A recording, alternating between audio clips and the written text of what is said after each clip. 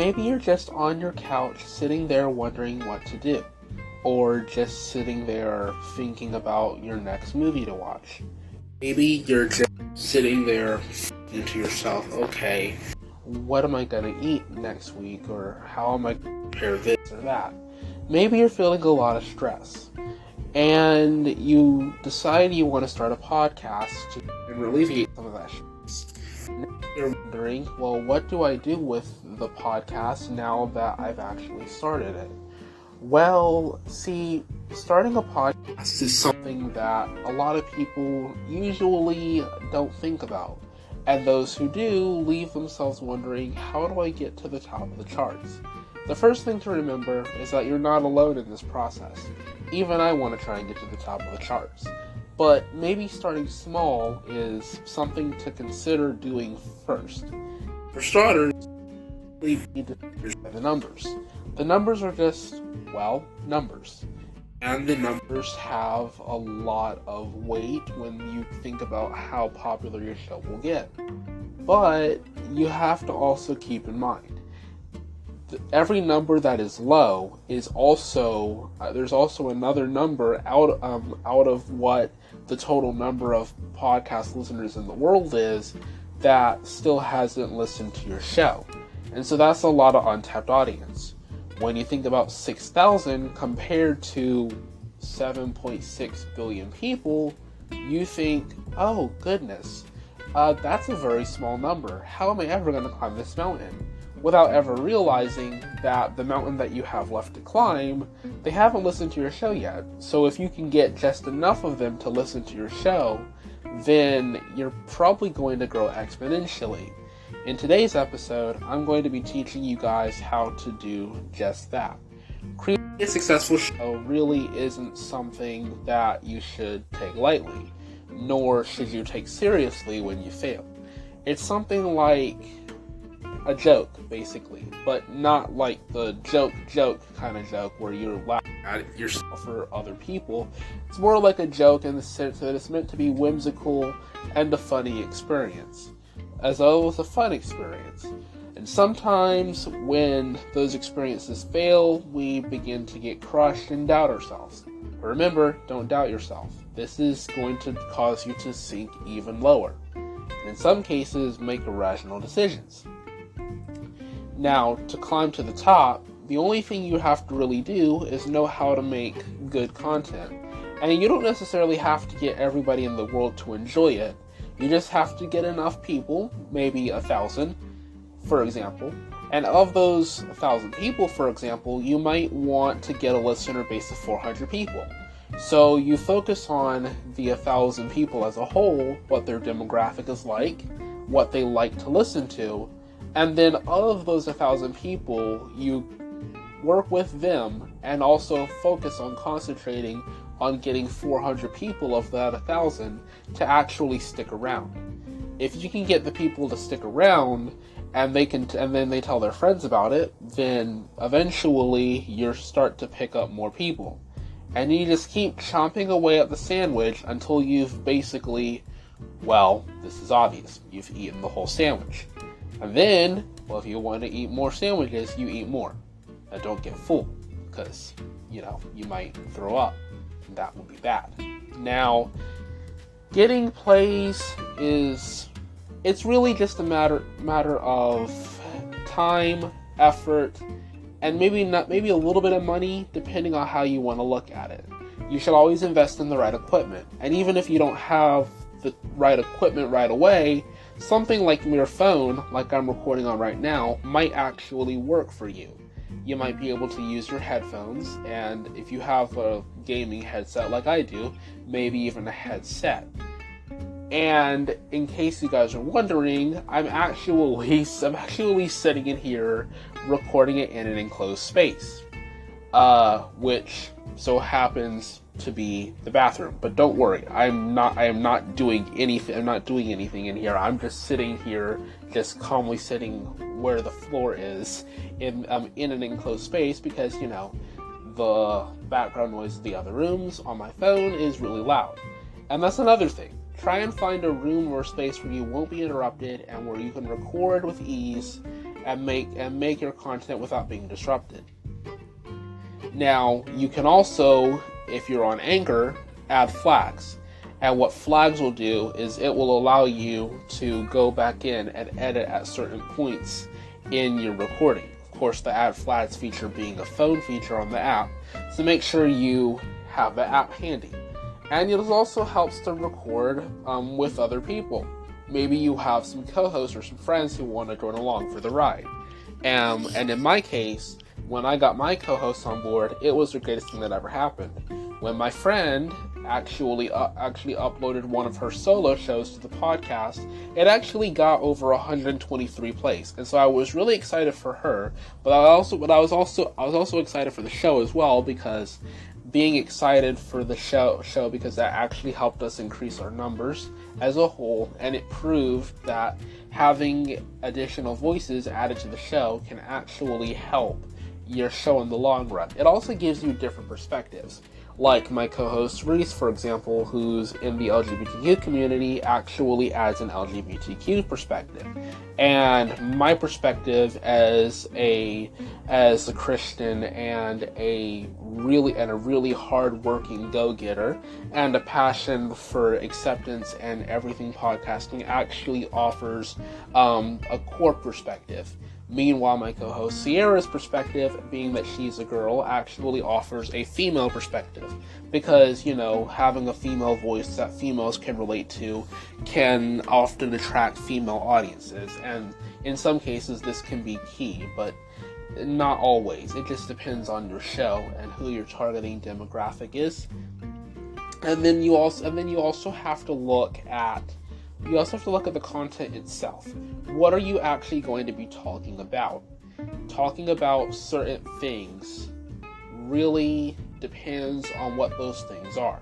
If you're talking about politics and you want to be specific about politics, but you don't want to alienate either party or multi-parties if you're from Britain or Australia, then, you need to find a way to make those podcasts as unbiased as possible. Like CNN or PBS NewsHour, for example, as those podcasts are unbiased as they look at it from both Republican, Democrat, Liberal, or Conservative Party examples, or Labor Party examples as well, and it actually gives you multiple perspectives from all angles. Now, if you guys want to be specific and be polarizing, you could focus on one party, but then you'd risk alienating the other half of your audience, which might not be of the same party. Those are politics podcasts, for example. There are many other examples, like religious podcasts. You want to look at things from a religious standpoint, then of course you're going to alienate some people, but you still want to be inclusive and not bash another religion, because that will turn off your audience. Oh, did I mention, if you say anything or do anything that might be offensive to a certain particular group of people, then you might turn off that part of your audience. Be careful of this. Also vet who you have on your shows, because if they say it, then that reflects poorly on you as well. And that's not something that you want to happen. And then there's always the issue of ads and monetization. Well, if you have so many ads in your episodes and you're not very strategic with it, yes, you might make a lot of money, but you might turn off your audience because of ads. Another rule of thumb is please refrain from using ads, and I know I shouldn't word it this way, but it's the truth. You really shouldn't use ads if you don't have a big listener base. Or if you do use ads, use them mid-roll or put them as close to the end as possible. And the reasoning for this is because if you are a very young podcast, people really just want to hear your voice. And as crazy as that sounds, I speak from experience. People really just want to hear your voice. They want to hear what you have to say. If they're hearing a bunch of businesses or even you talking about a business for like 60 seconds and not really hearing any content, they're just going to turn away. And they're probably not going to come back. And if they do come back and you do it again, well then that's going to reflect negatively again. Now the hard truth to growing. Growing does last a long time, but with personal lives and with retirement for some, or with college for some, it doesn't always last forever. So having a game plan in place, maybe you have a younger co-host that wants to take over the podcast when you're finished with it. Or maybe you have plans to grow after college in your podcast and you end up with a full-time job. Well, then having a plan in place ahead of time to figure out how you can continue to grow and how you can continue to create content is actually a good idea. As with what happened with my friend Oddlife, who is a YouTuber, he decided to step away from YouTube altogether. And he decided to step away because his personal life and some personal issues were getting in the way of his free time to record. And I only know this because he actually has said as much, that doing YouTube is a challenge to balance that out with personal life, especially when you're in your 20s and 30s. And not to mention your late 20s at that. That's a especially turbulent time. Growing is also dependent on how well you convey your content, like your articulation, your speech. For example, I might stammer every now and then, but when I do my podcast episodes, I try and slow to a crawl, but not extremely low. And I also try and script my podcast where I can, except for this episode that I'm recording on the fly.